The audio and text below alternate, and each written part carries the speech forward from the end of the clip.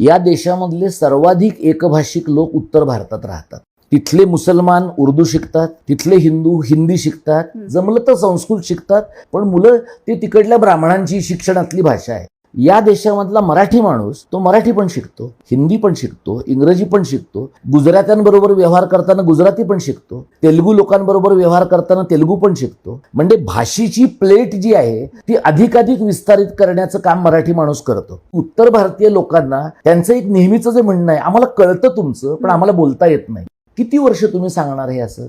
तुम्ही मुंबई शहरात 30-30 वर्ष काढली, तुम्ही युपी मध्ये 30 वर्ष राहिला एखादा मराठी माणूस आणि तो म्हणला की मला हिंदी समजतंय पण बोलता येत नाही, हाकलून देतील तिकडनं. तामिळनाडूमध्ये 5 वर्षाच्या वर तुम्ही राहू शकणार नाही. कर्नाटकामध्ये लोक रिक्षावर लिहितात की तुम्ही बाहेरनं आलेले असाल पण तुम्ही कन्नडमध्ये बोललात तर आम्हाला आनंद होईल. म्हणजे मराठी लोक अग्रेसिव्हली वागतात हा प्रॉब्लेम नाहीये, पुरेसे अग्रेसिव्हली वागत नाहीत हा प्रॉब्लेम.